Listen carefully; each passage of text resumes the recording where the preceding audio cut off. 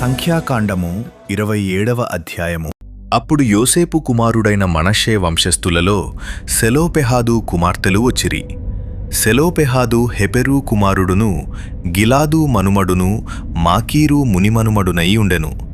అతని కుమార్తెల పేళ్ళు Mahlah, Noah, Hoglah, Milcah, Tirzah అనునవి.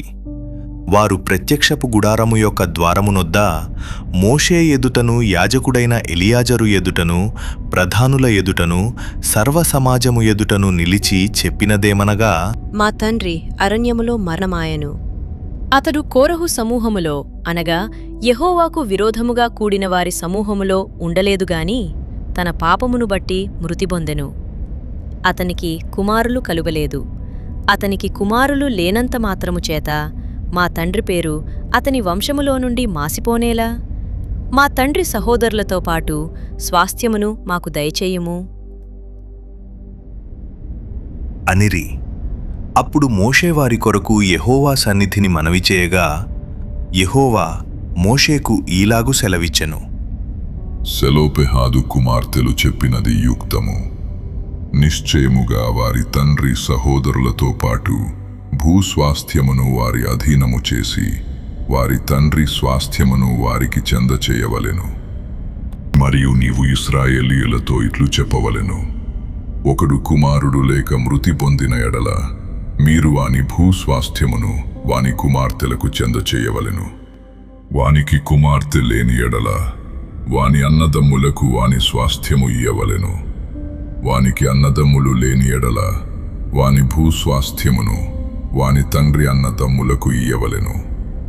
వాని తండ్రికి అన్నదమ్ములు లేని ఎడల వాని కుటుంబములో వానికి సమీపమైన జ్ఞాతికి వాని స్వాస్థ్యము ఇయ్యవలెను. వాడు దాని స్వాధీనపరచుకొనును. యెహోవా మోషేకు ఆజ్ఞాపించినట్లు ఇది ఇశ్రాయేలీయులకు విధింపబడిన కట్టడ. మరియు యెహోవా మోషేతో ఇట్లనెను, నీవు ఈ అబారీము కొండ ఎక్కి నేను ఇశ్రాయేలీయులకు ఇచ్చిన దేశమును చూడుము. నీవు దాని చూచిన తరువాత నీ సహోదరుడైన అహరోను చేర్చబడినట్లు నీవును నీ స్వజనులలో చేర్చబడుదువు. ఏలయనగా సీను అరణ్యములో సమాజము వాదించినప్పుడు ఆ నీళ్ల యొద్ద వారి కన్నుల ఎదుట నన్ను పరిశుద్ధపరచక నా మీద తిరుగబడితిరి.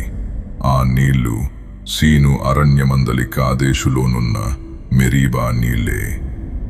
అప్పుడు మోషే యెహోవాతో ఇట్లనెను, యెహోవా, సమస్త మానవుల ఆత్మలకు దేవా, యెహోవా సమాజము కాపరిలేని గొర్రెల వలె ఉండకుండునట్లు ఈ సమాజము మీద ఒకని నియమించుము. అతడు వారి ఎదుట వచ్చుచూ పోవుచునుండి వారికి నాయకుడుగా ఉండుటకు సమర్థుడై ఉండవలెను. అందుకు యెహోవా మోషేతో ఇట్లనెను, నూను కుమారుడైన యెహోషువ ఆత్మను పొందినవాడు. నీవు అతని తీసుకొని అతని మీద నీ చెయ్యియుంచి యాజకుడగు ఎలియాజరు ఎదుటను సర్వ సమాజము ఎదుటను అతని నిలువబెట్టి వారి కన్నుల ఎదుట అతనికి ఆజ్ఞయిమ్ము. ఇశ్రాయేలీయుల సర్వ సమాజము అతని మాట వినునట్లు అతని మీద నీ ఘనతలో కొంత ఉంచుము. యాజకుడైన ఎలియాజరు ఎదుట అతడు నిలువగా అతడు యెహోవా సన్నిధిని ఊరీము తీర్పు వలన అతని కొరకు విచారింపవలెను. అతడును అతనితో కూడా ఇశ్రాయేలీయులందరూ అనగా సర్వ సమాజము అతని మాట చొప్పున తమ సమస్త కార్యములను జరుపుచుండవలెను. యెహోవా మోషేకు ఆజ్ఞాపించినట్లు అతడు చేసెను. అతడు యెహోషువను తీసుకొని యాజకుడైన ఎలియాజరు ఎదుటను సర్వసమాజము ఎదుటను అతని నిలువబెట్టి అతని మీద తన చేతులుంచి యెహోవా మోషే ద్వారా ఆజ్ఞాపించినట్లు అతనికి ఆజ్ఞ ఇచ్చెను.